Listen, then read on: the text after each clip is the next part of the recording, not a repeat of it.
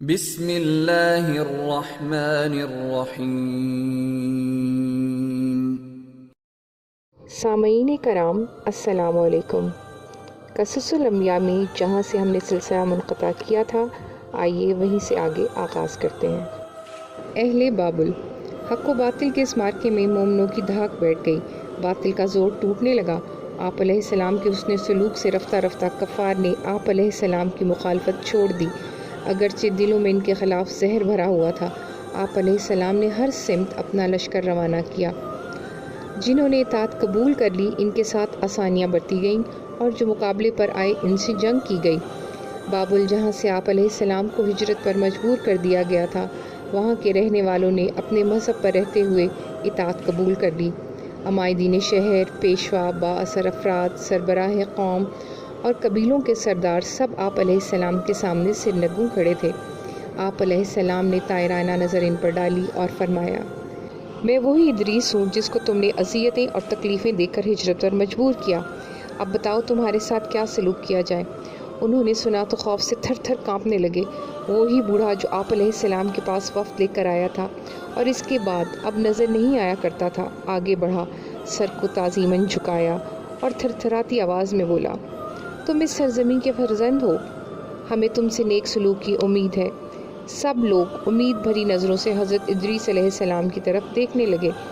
میں تم سے انتقام نہیں لوں گا، شاید اللہ پاک تمہیں ہدایت نصیب کر دے۔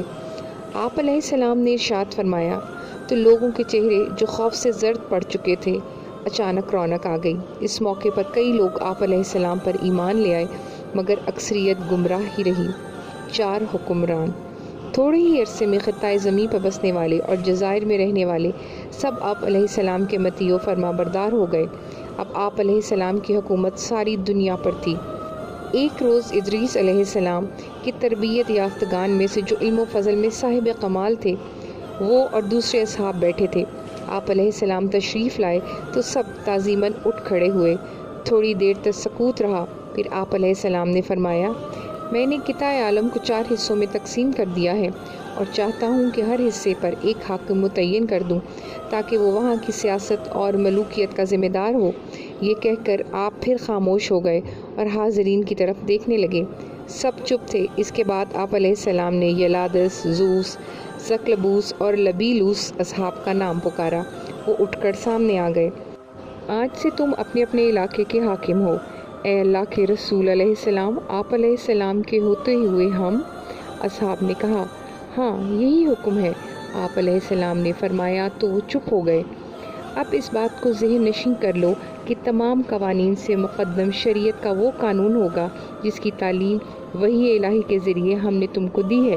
آپ علیہ السلام نے پرجلال انداز میں کہا، ایسا ہی ہوگا رسول اللہ علیہ السلام۔ پھر آپ علیہ السلام نے دوسروں کو مخاطب کر کے ارشاد فرمایا، احکام شریعت کے نفاذ کے لیے پیغمبر کی جانب سے جو حاکم مقرر کیے جائیں ان کی اطاعت کرو اور اپنے بڑوں کے روبرو پست رہو۔ یہ حکم سب تک پہنچا دو۔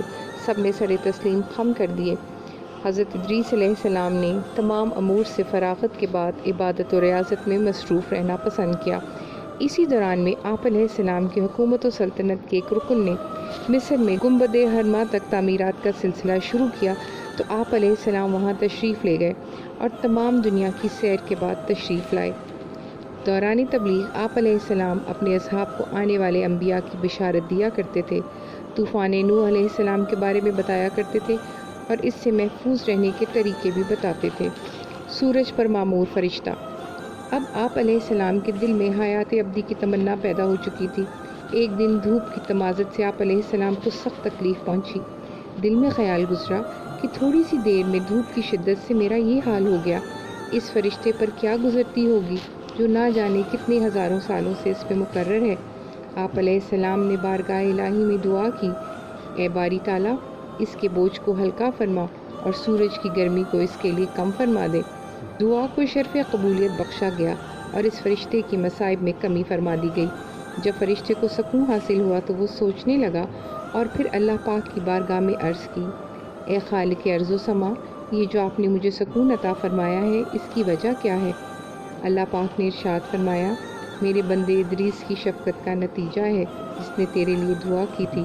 فرشتے نے سنا تو آپ علیہ السلام کی ذات سے اسے عقیدت و محبت ہو گئی۔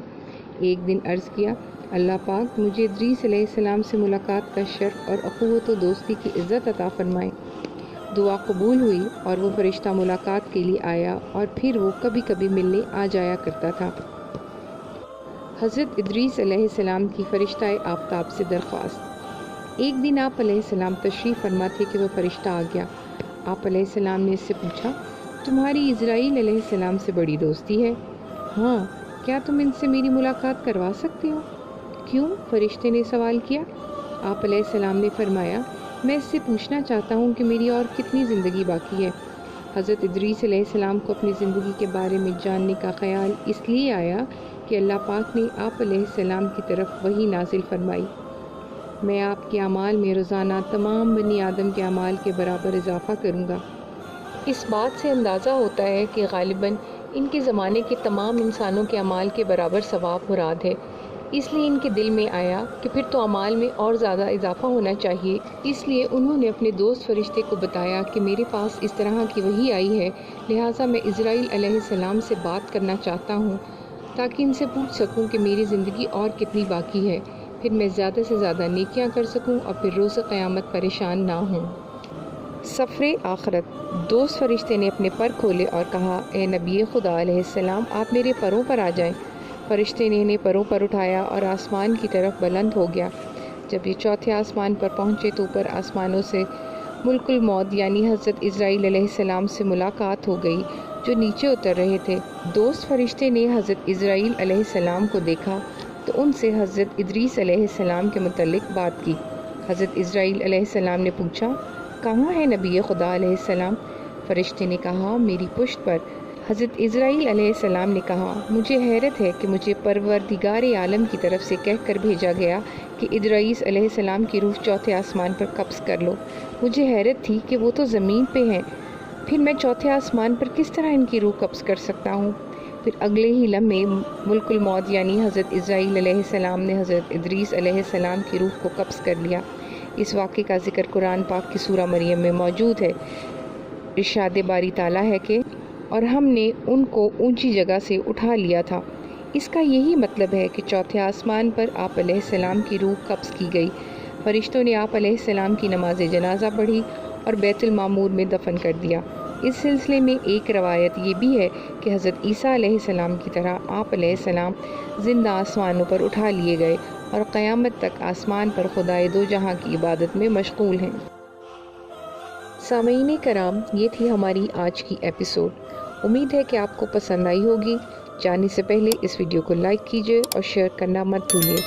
کمنٹ کر کے ہمیں بتائیے کہ آپ کو ہماری ویڈیو کیسی لگی، اور اگر آپ نے ابھی تک ہمارے چینل کو سبسکرائب نہیں کیا تو سبسکرائب کیجیے اور بیل آئیکن کے بٹن کو دبا کر آل نوٹیفیکیشن آن کر لیجیے تاکہ آپ کو ہماری آنے والی ہر نئی ویڈیو وقت پر مل سکے۔